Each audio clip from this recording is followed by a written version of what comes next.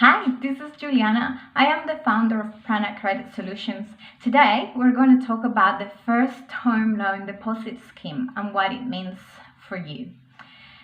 If I haven't covered anything at all, or if you have any questions, please give me a call or send me an email. I will be posting my details down below.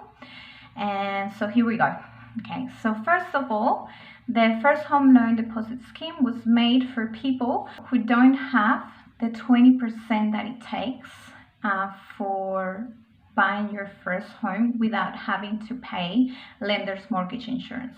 Lender's mortgage insurance is an insurance that you pay as a once-off if you don't have that 20% plus costs.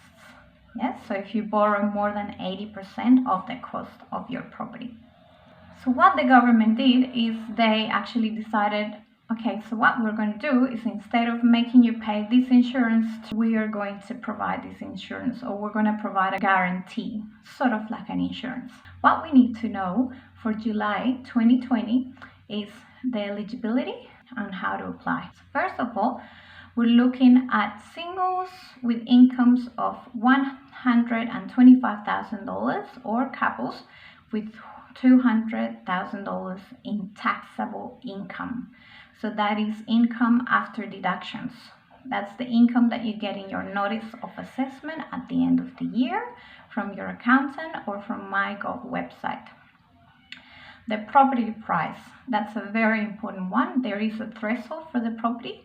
So the property can't be over $700,000 for New South Wales capital cities, $600,000 for Victorian capital cities. Queensland is $475,000, South Australia, Western Australia and Tasmania is $400,000, Northern Territory $375,000, ACT is $500,000. Now bear in mind that I'm only talking about main cities. So if you're looking at regional areas, the thresholds are going to be lower. So just go to the First Home Loan Deposit Scheme website and find out for yourself, or just send me an email if you want to know about a postcode or an area that you want to buy in. So if you are applying as a couple, you need to make sure that both of you are citizens. Also, that you are either in a married or a de facto relationship. Now, let's say I want to apply with my mom. You can't do that. You won't be eligible for the scheme. You have to apply either on your own name or as a couple. You have to pay principal and interest. So you're not allowed to pay interest only unless it's a construction loan, which you have to. It needs to be for owner-occupied purposes. So you need to live in the property. If you move out before that, you're going to have to pay LMI. So the guarantee will expire, it will be cancelled. But only if the loan is more than 80% of the property value. You need to call your lender and ask what the procedure is if you need to move out. You need to be first home buyer, both of you, if you're a couple. Now we want to talk about how to apply. Every lender has a different process, and it is very important that you get advice either from your branch or your broker. I would suggest that you go to your broker and ask them, because each bank is different. Let's say that you're applying with CBA. The process with CBA will be, you need to send an email to the bank and you have to ask for a scheme. You need to send that the onboarding form from the bank.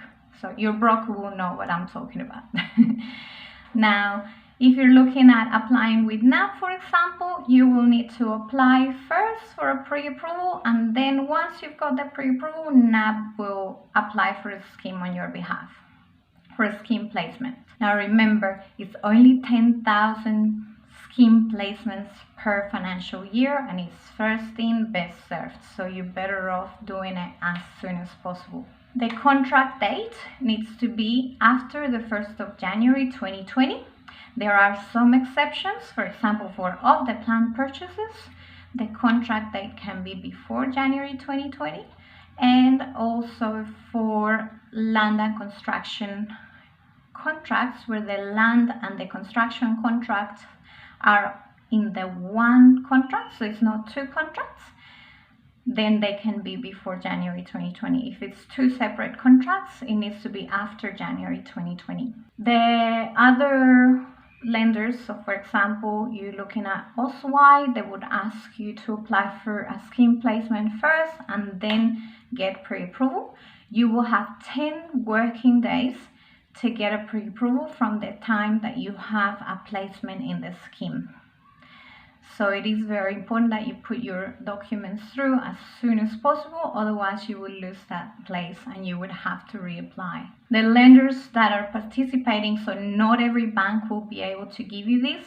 So be very careful if you're speaking with a broker or if you're speaking to, X, Y, or Z bank. They might say, oh no, that scheme is not available anymore. They might say the places are gone. You have to make sure that you speak either with a broker or one of the 27 lenders that are in the scheme. Some of them are CBA, NAP, Teachers Mutual, First State, Oswald, Bank First, CUA.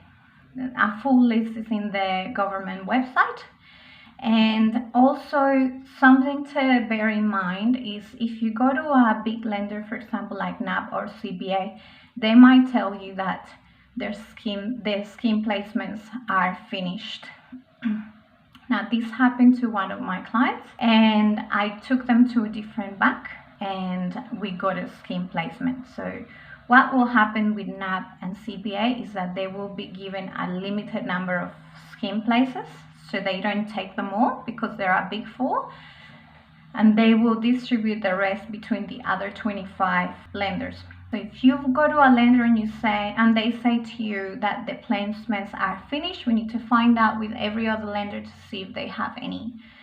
Unless there is a wide notification or news saying all the 10,000 placements are gone, then we know that every bank has exhausted all of their placements. Something really important from the 1st of July 2020 is that you have to have your notice of assessment for 2020. So you have to do your tax returns ASAP. So you can't go to the bank and say, hey, can you please accept 2019? They might say, yeah, we might accept them for pre-approval, but once you need to get for approval, you will need the 2020 tax returns. Very important, very important that you get your notice of assessment, your tax returns done as soon as possible.